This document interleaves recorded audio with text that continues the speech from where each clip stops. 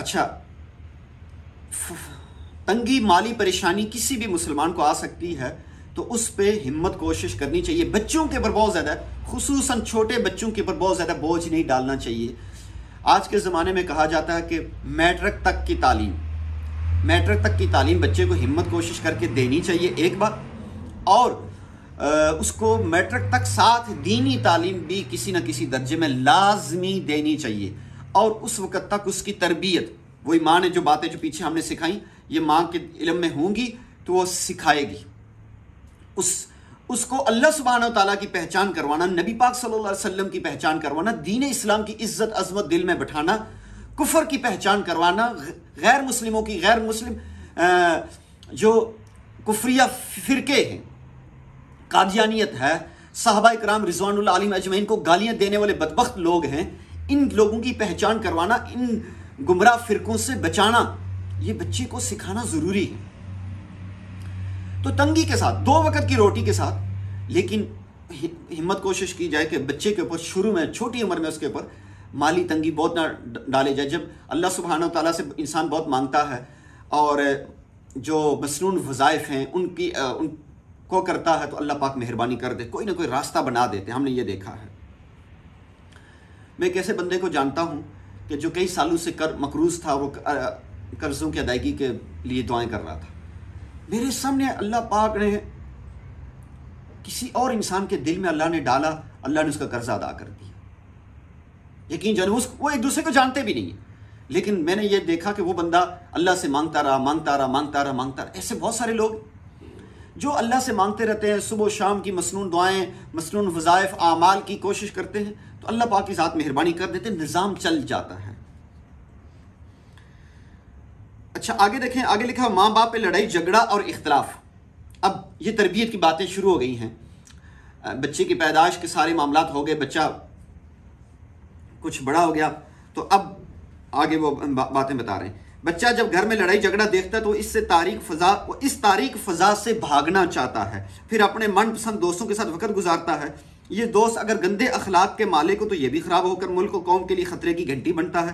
दीन इस्लाम ने इस लड़ाई झगड़े की फ़ज़ा की रोकथाम के लिए सही लड़का और अच्छी लड़की मुंतखब करने का हुक्म दिया, ताकि मियाँ बीवी उल्फत व मोहब्बत से सरशार, मुफ़ाहमत और बाहमी तावन की ज़िंदगी गुजारें और अज़दवाजी उलझनों और लड़ाई झगड़े से बचें।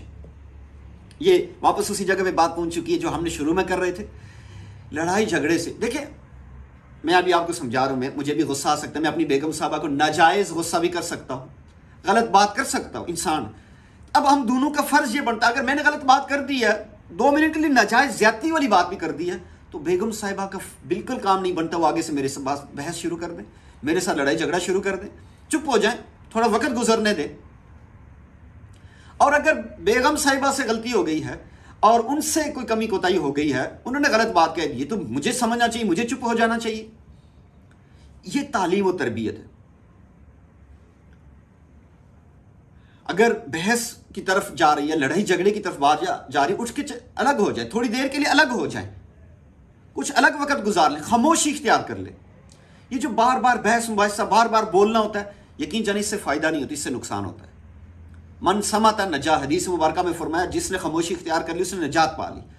तो जो बहस मुबाहिसा, लड़ाई झगड़ा होता है, ज़्यादा बातचीत होती है, 1-2 बातें आपने मुनासिब की या उसका जवाब दिया, लेकिन जब आप देख रही हैं कि भाई शौहर साहब गुस्से में हैं, चुप हो जाए। उमूमन औरतें चुप नहीं होती, इसी वजह से बहुत मसाइल होते हैं।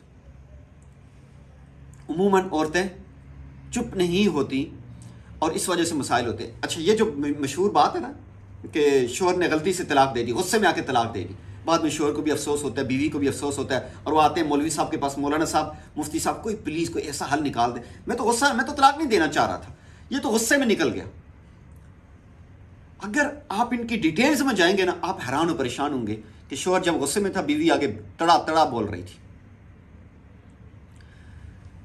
बीवी आगे तड़ा तड़ा बोल रही थी, ऐसा बोल रही थी कि शौहर भी आगे बढ़ता गया, बीवी भी आगे बढ़ती गई, और बढ़ते गए उस धमकियों पे आए, और वहां पे शौहर ने कहा चलो फारग। तो अब जब फिर तलाक देने के बाद फिर क्या करते हैं, कहीं से कोई ऐसा फतवा मिल जाए कि हम वापस मियाँ बीवी बन जाएं, वो फिर मन मर्जी वाला फतवा होता है। शरीयत में फिर 3 तलाक़ें दे दी, 100 तलाक़ें दे दी, कहते हैं 100 तलाक़ें एक होती है। 100 थप्पड़ मार कर भी उसको भी एक थप्पड़ कहा करें ना। कभी कोई बीवी कह सकती है कि मुझे शोहर ने 100 थप्पड़ लगाए, 100 डंडे लगाए, मुझे एक ही डंडा लगा है? बड़ी अजीब व गरीब बात है। 100 डंडों को एक डंडा नहीं कहते, 100 डंडों को 100 कहते, और लेकिन 100 तलाक़ों को एक तलाक़ बना के फिर उस तरफ जाते हैं। तो प्लीज़ ज़ुबान पे कंट्रोल। औरत के बारे में मशहूर है ना कि अगर ये ज़ुबान पे कंट्रोल कर ले तो इसका घर जन्नत बन जाए। वो मशहूर एक लतीफ़ा भी याद आ गया कि एक बेगम साहिबा थी, तो वो किसी अल्लाह वाले के पास गई और उन्होंने कहा कि हज़रत मेरे शौहर बहुत गुस्सा है, बहुत गुस्से वाले हैं, बहुत बोलते हैं और बहुत गुस्सा करते हैं, तो और बहुत हमारी लड़ाई झगड़े होते हैं, तो कहीं तलाक ना हो जाए तो मैं डरती हूँ। तो वैसे शौहर अच्छे भी बहुत हैं लेकिन उनको गुस्सा बहुत है, बहुत बोलते हैं, तो क्या किया जाए? तो उन बुज़ुर्गों ने, पीर साहब ने ना एक तावीज़ दिया। उन्होंने कहा कि ये तावीज़ आपने ना जब शौहर आपके घर में दाखिल होंगे तो दोनों दाढ़ों के दरमियान रख कर ना ज़ोर से दबाना है, ठीक है? ज़ोर से दबा के रखना है। जितनी देर शौहर बोलते रहेंगे आप तावीज़ को आपने दबा के रखना है। कितने दिन? उनका जी 40 दिन। 40 दिन बस आपने ये तावीज़ देखी, उसके बाद आपका शौहर आपका कैसे मुरीद बनता है, आपका गुलाम बन जाएगा। हर तरफ औरतों को ये होता है ना कि शौहर हमारी मुट्ठी में हो, हमारी उंगलियों पे नाचने वाला हो, ऐसा शौहर चाहिए होता है। तो वो मुट्ठी में देने के लिए पीर साहब ने वो तावीज़ दिया। तो जैसे शौहर साहब घर में दाखिल होते तो ये तावीज़ दोनों दाढ़ों के दरमियान रख के ना मुंह बंद करके ज़ोर से दबा के बैठ जाती। शौहर साहब को जो गुस्सा शुस्सा था उन्होंने करते निकालते कि भाई ये क्यों नहीं किया, मैंने आपको ये मना किया था, इससे रोका था, फलां किया था, या आगे से खामोश खामोश। दूसरे दिन, तीसरे दिन, हफ्ता 10 दिन गुजरे तो एक दिन आके उसने माथे पे प्यार किया और पूछा कि आप ठीक तो हैं ना? उसने कहा मैं ठीक हूँ। तो उसने कहा मैंने बड़ा गुस्सा किया, आपने इतना मेरी गुस्से को सहा है, खामोश रही हैं, आपने सब्र किया, तो मेरे दिल से आपके लिए बड़ी दुआएं, आज के बाद आपको गुस्सा नहीं करूँगा। तो वो 2-4 दिन बाद शौहर का गुस्सा प्यार में तब्दील हो गया और उसके बाद वो वापस पीर साहब का शुक्रिया अदा करने गई कि भाई आपने जो तावीज़ दिया था उसने बड़ा काम किया। तो वो जब वो तावीज़ लेके गए, पीर साहब ने कहा तावीज़ नहीं था, खोलो, अंदर कुछ भी नहीं लिखा हुआ था। और उन्होंने कहा कि असल मसला ये था कि जब शौहर एक बोलता तो आप 3 बोलती थी। मुझे समझ आ गई थी कि मेरे सामने आप इतना बोल रही हैं तो शौहर के सामने क्या हाल होता होगा। अगर पीर साहब के सामने मुरीदनी इतनी बोल रही है तो शौहर के क्या हाल करती होंगी। तो उन्होंने वो दिया कि भाई ये तावीज़ बना के दिया कि इसको बंद करके, जब वो मुंह बंद करके बैठी रही ना खामोशी, उसको मन समाता नजा, उसने खामोशी इख्तियार करना शुरू कर दी, शौहर को भी प्यार आ गया। तो इसलिए हस्बैंड वाइफ का ये जो लड़ाई झगड़े का मामला है, मैं ये नहीं कहता, बाज़ ऐसे बदबख्त मर्द होते हैं, ऐसे जालिम मर्द भी होते हैं और बस ज़ुबान मर्द भी होते हैं। मैं इसको अच्छे से जानता हूँ, मैं भी इसी माशरे का में उठने बैठने वाला। लेकिन इंतहाई माजरत के साथ मेरा तजर्बा और मेरा खाली ज़ाती नहीं, मेरे बहुत सारे लोगों का जिनको मैंने पढ़ा सुना, 80% ख़वातीन की बदज़ुबानी की वजह से तलाक़ें होती हैं। आप क्या समझते हैं? मेरे साथ आपको एक बहुत अखलाक वाला इंसान लेके, बहुत अच्छे अखलाक, उसके साथ एक और बार बार बदज़ुबानी करेगी, बार बार बोलेगी बदज़ुबानी, बंदा तंग आ जाता है। जितनी कोई इश्क मोहब्बत, आप कहें लव मैरिज थी, लव मैरिज का ये मतलब नहीं होता कि आप बस शादी के बाद आप बोलना शुरू हो जाएंगी, इधर की भी सुनाएंगी, उधर की भी सुनाएंगी, सुबह भी सुनाएंगी, शाम को भी सुनाएंगी, और वो लव बाकी रहेगी। वो लव नहीं होती, फिर वो लव कुछ और ही बन जाता है। फिर वो 1 साल 2 साल बाद वो लव खत्म हो जाती है।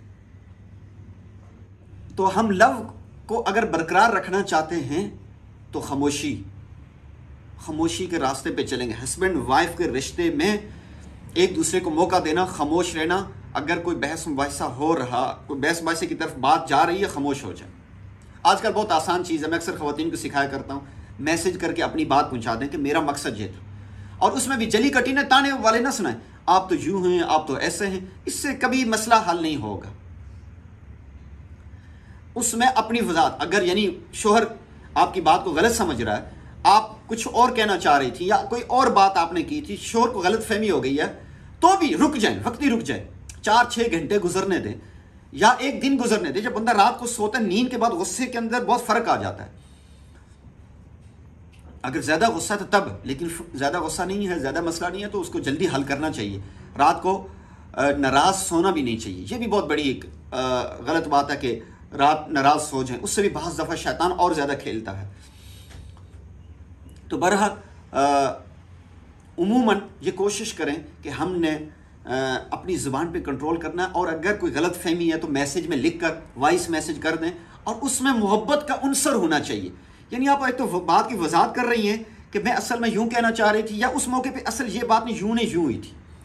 दूसरी बड़ी ख़ास बात इस चीज़ में कि हस्बैंड वाइफ के रिश्ते में झूठ फ्रॉड नहीं होना चाहिए। अच्छा, मेरे पास ख़वातीन आती हैं, ये मसले पर बाद में हम बात करेंगे कि फ़लाँ औरत को देख रहे थे या किसी और औरत के साथ रब्ता था तो मेरे साथ झूठ बोला है। अभी ज़ाहिर मुखातिब ख़वातीन हैं, तो मैं इस बात को अच्छा नहीं समझता कि भाई वो ठीक है जो मर्ज़ी झूठ बोले, लेकिन औरत ज़ात उसके लिए तो फिर ऑप्शन है ना, कि वो कह सकता है कि भाई मैं शादी के लिए सोच रहा था या शादी के लिए मैं कर रहा था, तो वो तो शरीयत में उसके लिए जायज़ अमल है, उसके लिए यानी शादी करना जायज़ अमल है। तो वो उसके लिए अगर वो वक्ती आपको नहीं बताना चाह रहा था, किसी हिकमत की बुनियाद, हो सकता है कोई हिकमत वाली बात भी हो, लेकिन एक औरत जब अपने शोहर के साथ झूठ बोलना शुरू कर देती है ना, उसके शोहर का एतमाद ख़त्म हो जाता है। अच्छा, ये जो हस्बैंड वाइफ के रिश्ते में एक बड़ी बारीक चीज़ ये है कि अगर शोहर झूठ बोल रहा हो, शोहर उसके बाद सच्चाई की तरफ आ जाए तो औरत को यकीन भी आ जाता है और उसके मामला सीधे भी हो सकते हैं। और अगर औरत की झूठ पकड़े जाए तो मर्द ऐसी अजीब बला है कि वो फिर औरत पर दोबारा यकीन नहीं करता, बहुत कम ऐसा होता है। तो ये जो बात कहीं किसी के साथ, नंद के साथ मसला हो गया, वालदा के साथ मसला, बढ़ा चढ़ा के बात ना करें, झूठ ना बोले, उससे जो चीज़ गलती हो गई, कहीं आप बोल गई, आपने भी बदतमीजी की है, कोई आपने गलत हरकत की है, बता दे, झूठ ना बोले।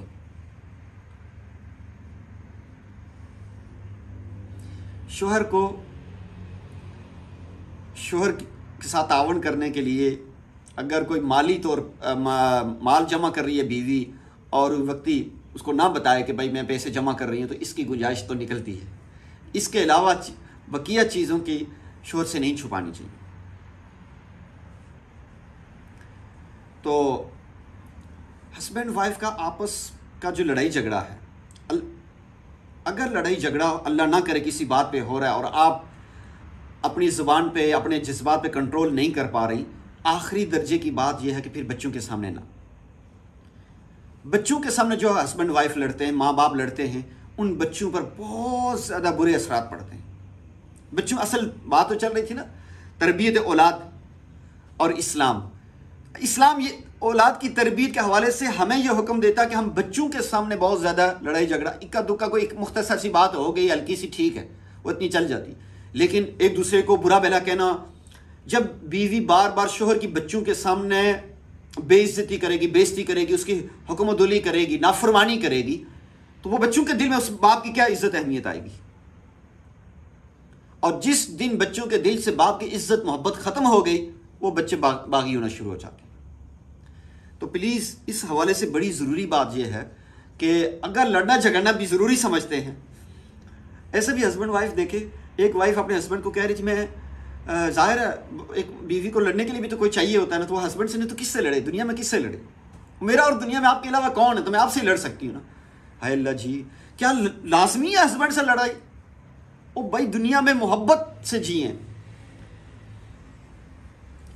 फुर्सत ज़िंदगी कम है मोहब्बतों के लिए, फुर्सत ज़िंदगी कम है मोहब्बतों के लिए, ना जाने लोग कहाँ से लाते हैं वक्त नफ़रतों के लिए। मेरे पीर मुर्शिद फरमाया करते हैं, मेरा पैगाम मोहब्बत है जहाँ पहुँचे, अल्लाह अकबर। तो वो जो लड़ाई झगड़े में बीवी ने हर सूरत हस्बैंड के साथ लड़ना झगड़ना होता है ना, मैं कई जगहों पे सुन के रियल में हकीकत में सुना, ये मजाक की बात नहीं है, वो हस्बैंड वाइफ आज भी है दुनिया में, मैं जानता हूँ उनको ज़ाती तौर पर, कि बीवी भाई बाकायदे कहती है कि भाई मैं आपसे नहीं लड़ूंगी, किससे लड़ूंगी, कोई बात, यानी वो उसको समझती है, लड़ झगड़ के बाद में वो कहती है कि ये छोटी मोटी चीज़ें, ये लड़ाई झगड़ा चलता रहता है। तो लड़ाई झगड़े के बजाय मोहब्बतों की तरफ जाएं, उसकी जगह मोहब्बत कर लिया करें, उसकी जगह मुस्करा लिया करें। तो लड़ना झगड़ना कोई शरीयत का, समाज का, माशरे का कोई हिस्सा नहीं, ऐसा कोई हिस्सा मैंने नहीं पढ़ा सुना कि लड़ाई झगड़ा भी किसी चीज़ का हिस्सा है। मियाँ बीवी होने का मतलब ये नहीं कि लड़ाई झगड़ा उनके अंदर कोई फ़र्ज़, वाजिब या सुन्नत या मुस्तहब के दर्जे में कोई चीज़ है। अल्लाह ना करे लड़ाई झगड़ा हो जाए, उस पर कंट्रोल करना होता है। और लड़ाई झगड़े से बचना इंतहा दर्जे का ज़रूरी है। और आखिरी, अगर लड़ना झगड़ना आपके नज़दीक ज़रूरी ही है तो वो फिर क्या है, बच्चों के सामने नहीं। बच्चों का हक ये भी है कि बच्चों के सामने लड़ाई झगड़ा, बदतमीज़ी, गालम गलोच हस्बैंड वाइफ एक दूसरे को बिल्कुल ना करें। बहरहाल जो हस्बैंड वाइफ लड़ाई झगड़ा करते हैं, बच्चों के सामने करते हैं, या खुद बहुत ज़्यादा उलझते रहते हैं तो उसके बच्चों पर भी असरात पड़ेंगे, या उनके सामने उलझेंगे तब भी बच्चों पर असरात पड़ेंगे। अगर बच्चों को हम अच्छा बच्चा बनाना चाहते हैं अपनी, और बच्चों की तरबियत करना चाहते हैं, तो लड़ाई झगड़े से बचना भी होगा और मोहब्बतों वाली ज़िंदगी गुजारनी होगी। अच्छा, इस पर एक सवाल ये है कि भाई लड़ाई झगड़े से कैसे बचें? अल्लाह से बहुत मांगे, शैतान से बहुत पनाह मांगे। आखिरी तीनों कुल सुबह शाम आज के ज़माने में 7-7 मरतबा कम अज़ कम पढ़ के दम करें अपने पर। आखिरी तीन कुल अव्वल आखिर दुरूद इब्राहिमी पढ़कर 7-7 मरतबा सुबह शाम, और अगर आयतुल कुर्सी को मिला लें और ज़्यादा फ़ायदा होगा। पढ़ के हाथों पे दम करें, पूरे जिस्म पे पूरे यकीन एतमाद के साथ दम करें, हाथ फेरें कि इंशाअल्लाह कुरान के अंदर अल्लाह ने शिफा रखी, ये मेरी रूहानी बीमारी है। बात बात पे गुस्सा होना, किसी जगह सुई अटक जाना, लड़ाई झगड़ा करना, बदतमीज़ी करना, बोलना, ये प्रॉपर रूहानी बीमारी है। शैतानी और नफसानी असरात की वजह से ऐसा होता है। ज़िक्र की तरफ जाएँ, कुरान पढ़ें, कुरान की तिलावत करें, अल्लाह से मांगें, बार बार पॉजिटिव रहने की सोचें, तो अल्लाह से मायूस भी ना हो। इंशाअल्लाह एक वक्त आता है अल्लाह पाक मेहरबानी कर देते हैं। अगली चीज़ देखें, तलाक और उसके नतीजे में होने वाला फ़क्र फाका। तलाक की वजह से बच्चे भी बिगड़ जाते हैं। जब बच्चे को शफ़क़त करने वाली माँ और निगरानी और देखभाल और ज़रूरियात पूरी करने वाला बाप नहीं मिलता तो वो जराइम और बुराइयों की तरफ माइल हो जाता है। मुतल्लका औरत अगर दूसरी शादी कर ले तो आम तौर से औलाद ख़राब हो जाती है। आम तौर पर गुर्बत की वजह से तलाक के बाद औरत काम काज के लिए चली जाती है और छोटे बच्चे बेजार मददगार इधर उधर फिरते हैं और गंदे माहौल और मसमूम फ़ज़ा की वजह से मुजरिम बन जाते हैं। इस्लाम ने मियाँ बीवी में से एक को दूसरे का हक़ अदा करने और अपने फ़राइज़ व वाजिबात अंजाम देने का हुक्म दिया ताकि ऐसी सूरत हाल पैदा ना हो जिसका अंजाम बुरा हो और काबिल मलामत हो। ज़ैल में वो हुकूक ज़िक्र किए जाते हैं। अच्छा, तलाक, खुला और बेवगी, ये तीन सूरतें औरत के साथ पेश आती हैं। तो इस सूरत में हर मुमकिन तलाक से हर मुमकिन बचना चाहिए। या आजिज़ एक बात कहा करता है कि दुनिया में कोई भी किसी औरत को कोई फरिश्ता नहीं मिल सकता और किसी मर्द को कोई हूर नहीं मिल सकती। हर मुमकिन तलाक वाले अमल से बचना चाहिए। छोटी मोटी कमी कोताहियाँ हर एक के अंदर होंगी, हर एक के अंदर होंगी। अक्सर बहनें या भाई आते हैं, ये तलाक का मसला लेके आते हैं कि भाई हमारे आपस में लड़ाई झगड़े हैं तो हम अलग होना चाहते हैं। तो उसमें आजिज़ कहा करता है कि अगर 50 से 60% खैर अंदर मौजूद है, 50 से 60% तक खैर मौजूद है तो फिर कोशिश करें कि चलाएं। हाँ, 50% से नीचे खैर आ जाए, शर गालिब हो जाए तो फिर ठीक है। अच्छा, इसमें हर मुमकिन चीज़ों की तरफ गौर फिक्र करना चाहिए कि अगले बंदे के अंदर क्या क्या मसाइल है। मेरे पास बाज़ दफ़ा मेरी मुसलमान बहनें आती तो मैं पूछता आपके शोहर के अंदर बड़ा मसला क्या है? कोई 1, 2, 3, 4 बड़ी मसले बताएं। यानी बाकायदा अगर कोई ऐसी चीज़ है, काबिल इस्लाह चीज़ है कि जो बहुत परेशान कुन है तो फिर तो ठीक है, खुला की तरफ जाना चाहिए, तलाक की तरफ जाना चाहिए। और अगर काबिल इस्लाह चीज़ है तो उसकी इस्लाह करनी चाहिए, दुआ करनी चाहिए, समझाने बुझाने का किसी न कोई हरबा तरीका इख्तियार करना चाहिए। अगर वो काबिल इस्लाह चीज़ नहीं है तो फिर तलाक की तरफ जाना चाहिए। बहरहाल जब बच्चे हो जाएं और उसके बाद हर मुमकिन कोशिश करें कि बस सिस्टम चल जाए। लेकिन अगर सिस्टम नहीं चल रहा, आप समझती हैं कि कोई बहुत बड़ा मसला है, तो किसी समझदार बंदे से मशवरा कर लेना चाहिए कि मैं खुला लेना चाहती हूँ, मैं तलाक। कोई दीन दुनिया का तजर्बा रखने वाला कोई संजीदा किस्म का बंदा हो, यानी उसको पता हो तलाक क्या चीज़ होती है, बच्चों का रुलना क्या होता है, बच्चों के मसाइल क्या होते हैं, जब हस्बैंड वाइफ अलग हो जाते हैं तब क्या मसाइल होंगे और ये साथ रहेंगे तब क्या मसाइल, उन चीज़ों को समझता हो। बाज़ दफ़ा आप गुस्से परेशानी में होते हैं तो आप सही फैसला नहीं कर पाते तो किसी और इंसान से फैसला करवाएं, उसको बताएं। और फिर अगर वो कहे, जैसे कई दफ़ा हमने लोगों को कहा, हमने ऐसी ज़्यादतियाँ देखी, ऐसी ख़वातीन के साथ ऐसी ज़्यादतियाँ देखी कि हस्बैंड की तरफ से जो बार बार मारना पीटना। और हाँ, बाज़ हस्बैंड ऐसे कई दफ़ा मुज़ाकरा तलाक चल रहा था, फारग भी किया हुआ है, आज़ाद भी किया हुआ है, तलाक बाइन वाक़ई हुई है, उसको हलाम हलाल की तमीज़ नहीं है, वो कहता है छोड़ो मौलवी लोगों की ना निकाह कर रहा है ना ऐसी चीज़। तो ऐसी सिचुएशन में हम कहते हैं जी बिल्कुल, अगर कोई सराहतन इतनी बड़ी ज़्यादती कर रहा है, आज़ाद फारग कर रहा है या कोई ऐसी चीज़ है, तो इस सूरत में फिर जो लोग इस पर ज़बरदस्ती कर रहे होते हैं कि नहीं नहीं नहीं नहीं बस जोड़ के रखें, बांध के रखना है। एक अच्छे से मसला ये भी जहन में रखें कि अपनी ज़ात को कभी भी बांध के ना रखें। जो वालिदैन या आपके ख़ानदान के बड़े लोग कहते हैं कि नहीं बस जो मर्जी तुम्हारी मैयत लाश वहाँ से आनी चाहिए, ये शरीयत के उसूलों के बिल्कुल खिलाफ बात है, बिल्कुल शरीयत के उसूलों के खिलाफ है। जो कोई ये बात कर रहा है कि आप हस्बैंड वाइफ बस अब मरे खपे जो मर्जी हो जाए इधर ही, बिल्कुल वो शरीयत के खिलाफ बात कर रहे हैं, उनकी बिल्कुल ये बात ना मानी जाए। 3 साल तक एक हस्बैंड वाइफ को अच्छे से भरपूर कोशिश करनी चाहिए, एक दूसरे को प्यार मोहब्बत इज्जत। उसके बाद नहीं बन रही, ज़्यादा लड़ाई झगड़े हो रहे हैं, बहुत ज़्यादा इख्तलाफात हो रहे हैं या हरामकारी के मामलात हो रहे हैं, तो उस सूरत में फिर तलाक का मुतालबा औरत कर सकती है।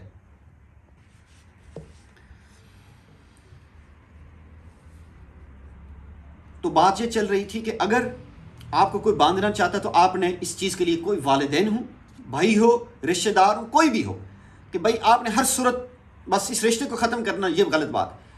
और ना इस पर ये परेशान हूँ कि ये यहाँ से मुझे तलाक हो गई, खुला हो गई तो मैं कहाँ जाऊँगी। अल्लाह की ज़ात संभाले, अल्लाह की दुनिया बड़ी दुनिया है। अब इसका हरगिज़ मतलब ये नहीं है कि अल्लाह माफ़ करे, मैं कोई इस बात की तरगीब दे रहा हूँ। पहली तो हर सूरत मोहब्बत इज़्ज़त एहतराम निभाने की हर मुमकिन, रिश्ता बचाने की हर मुमकिन कोशिश की जाए, और खुसूसन जब बच्चे हों तो और ज़्यादा कोशिश की जाए। लेकिन अगर बहुत ज़्यादा जुल्म और ज़्यादती हो रहा हो तो उस सूरत में कह रहा हूँ, या हराम रिश्ते के उसको हलाल हराम की पहचान नहीं रख रहा, उसको नहीं मान रहा, सूद खा रहा, बार बार सूद खा रहा, समझाने पे नहीं मान रहा, बार बार तलाक की बातें कर रहा है, और उस दौरान आज़ाद भी कर दिया, फारिग भी कर दिया। ऐसा भी हमारे सामने केस आया कि शोहर ने उसको मुज़ाकरा तलाक चल रहा है और उसने कहा मेरी तरफ से आज़ाद हो, और एक ने कहा मेरी तरफ से फारिग हो, और उसके बाद वो कहता कि नहीं ये मौलवी लोगों की बातें हैं, तो मैंने तो तलाक की नीयत ही नहीं की थी। जब मुज़ाकरा तलाक चल रहा था, पहले तैयारी बातें हो रही थी, बीवी कह रही थी मुझे तलाक दे दो, कहता मैं तलाक दे दूंगा आपको, मैं दे दूंगा। उसके बाद उसने जाओ मेरी तरफ से आज़ाद हो, मैंने आपको आज़ाद कर दिया, जाओ अपने माँ बाप के घर। अब वो तलाक का मुतालबा कर रही थी, ये इसने कहा मेरी तरफ से आज़ाद हो या फारिग का लफ्ज़ बोला, ये तलाक, इसको बोलते तलाक बाइन। एक तलाक के बाइन वाक़ हो गई, निकाह ख़त्म हो गया। अब दोबारा हाँ रुजू हो सकता है, लेकिन निकाह होगा। रुजू इस तरह सादा रुजू नहीं होगा, यानी दोबारा से नए सिरे से नए हक महर के साथ निकाह होगा। तो और उसके बाद वो नहीं कर रहा, वो हरामकारी वाली ज़िंदगी गुजारना चाहता, वो निकाह नहीं करना चाहता, तो इसका मतलब है कि वो हराम हलाल की तमीज़ ही नहीं है। तो ऐसे शख्स के साथ भी ज़िंदगी नहीं गुजारनी चाहिए। लेकिन हर मुमकिन वही बात है, पहली बात है कि निभाने की पूरी कोशिश की जाए, कम अज़ कम 3 साल, और उसके बाद जुल्म और ज़्यादती की सूरत में किसी की बिल्कुल ना माने। ज़्यादा तबीयतों में, मिजाजों में बहुत ज़्यादा फ़र्क आ जाए, बहुत ज़्यादा अगर इख्तलाफात हो रहे हों, तो इस सूरत में अलहदगी भी, इसलिए शरीयत में जायज़ है तलाक, शरीयत में तलाक हराम नहीं है। बाज़ हमारे माशरे में बाज़ जगहों पे ना वो तलाक को एक ऐसी चीज़ बना दिया गया कि अल्लाह माफ़ फरमाए, वो बस अगर कुछ हो गया तो बस वो ख़त्म हमेशा के लिए। ऐसी बिल्कुल बात नहीं है। तो प्लीज़ आपने इस बात को भी अच्छे से समझना है कि तलाक के मामलात और खुला के मामलात क्या होते हैं। किसी भी जगह ज़िंदगी में इसको ज़रूर अच्छे से समझें, जितने समझा इसमें अगर कमी कोताही रह गई हो, और अगर बच्चे हो जाएं तो हर मुमकिन कोशिश करें। और अगर बच्चे आपके अच्छा, अगर अल्लाह ना करे तलाक हो गई, अगली बात खुला हो गई, तलाक हो गई, बच्चे हैं, बच्चे नहीं हो तो बात ही ख़त्म हो गई। बच्चे हैं तो उमूमी तौर पर ख़वातीन ले लेती हैं। आज तो इस ज़माने में ऐसे बदबख्त भी हैं कि वो बर्द ले लेते हैं, बीवी माँ को मिलने नहीं देते, या ऐसी बीवियाँ होती हैं कि वो बच्ची को ले लेते हैं, बच्ची को ले लेते हैं, बाप से मिलने नहीं देती। ये बिल्कुल गलत बात है। अगर उसने आपके साथ जुल्म और ज़्यादती भी की, अगर औलाद है, उस औलाद को वालिद से लाजमी मिलने दिया जाए, ना वालिद की नफरत दिल में बैठाए। अपना इख्तलाफ अपनी जगह, वालिद की नफरत वो बच्चों के लिए वालिद है, उसकी नफरत कभी भी ना बैठाएं, वो आगे ज़िंदगी में नुकसानदेह होगी। तो इसी तरह एक बाप कि फ़राइज़ में शामिल, एक मुसलमान मर्द के फ़राइज़ में शामिल है कि अगर औरत ने खुला ले ली और उसके बाद उसने दूसरी जगह शादी कर ली तो उसको बच्चों को मिलने दिया जाए। ये उस माँ का हक है, वो दूसरी जगह शादी भी कर ले तो बच्चों के साथ मिल सकती है। आज हमारे मुल्क पाकिस्तान में ऐसे बदबख्त मर्द भी मौजूद हैं, ऐसे जालिम दरिंदे मौजूद हैं कि वो माँ से मिलने नहीं देते कि माँ ने खुला क्यों लिया। भाई खुला इसलिए लिया, आपकी ज़्यादतियों की वजह से लिया, तो अब वो माँ से वापस मिलने नहीं देते। अगर आपके कुर्ब जवार में कोई ऐसा मर्द मौजूद है, वो दरिंदा है, वो जालिम, उसको समझाएं, उसका हाथ पकड़ के समझाएं आपका भाई अगर महरम रिश्तेदार है उसको भाई ये जुल्म ज़्यादती ना करो। माँ का एक माँ का हक है कि उसको बच्चों को मिलने दिया जाए। खुला उसने अपनी हो सकता है वो खुला जो उसने लिया वो गलत बुनियादों पे लिया, यानी उसकी गलती शोहर की गलती ना हो, फिर उसने खुला ले लिया, लेकिन उसकी नज़र में तो गलतियाँ थी ना, उसकी नज़र में गलतियाँ थी, तब उसने, उसके साथ ज्यादती हो रही थी, उसको लग रहा था मेरे साथ ज्यादती हो रही है, तब उसने खुला ली। तो अब उसने आके शादी कर ली, जो मर्जी हो गया, अब बच्चों को तो मिलने दिया जाए प्लीज़। तो ये आप लोगों के फ़राइज़ में भी शामिल है। अल्लाह ना करे ज़िंदगी में किसी को कोई खुला ले ले, कोई तलाक ले ले, तो बच्चे उसके पास हो तो बाप के साथ लाजमी मिलने दे और बाप की इज्जत अजमत दिल में बैठाए। तो एक बाप के फ़राइज़ में शामिल है कि वो माँ की भी इज्जत अजमत बच्चों के दिल में बैठाए, ना कि माँ के बारे में बाज़ जगहों पे ऐसा होता है शुकूक शुबहात की बुनियाद पे औरत बात करे, आपका बाप फ्राडिया है, आपका बाप तो गलत औरतों के साथ ताल्लुक़ रखता है, उसके पास सबूत नहीं होता, बस सुनी सुनाई हल्की फुल्की शुकूक शुबहात होते हैं। या इसी तरह अल्लाह माफ़ फरमाए ऐसे मर्द दरिंदे जालिम होते हैं कि वो बीवी की इज्जत के ऊपर उंगली उठा रहे होते हैं। वो अच्छा फिर वो बच्चों को सिखाते हैं कि भाई ये आपकी माँ इस तरह की गलत। अस्तगफिरुल्लाह, कितनी बदबख्ती है कि एक बच्चे को आप उसके दिल में उसकी माँ की जो नफरत बैठाएं। 2 मिनट के लिए गलत ही सही, लेकिन बच्चे के लिए तो माँ है, उस बच्चे के ऊपर क्या गुजरेगी। तो बच्चों के दिलों में हमेशा प्लीज़ बच्चों को हमेशा अच्छी बात बचाएं, एक दूसरे की नफरत नहीं बैठानी चाहिए।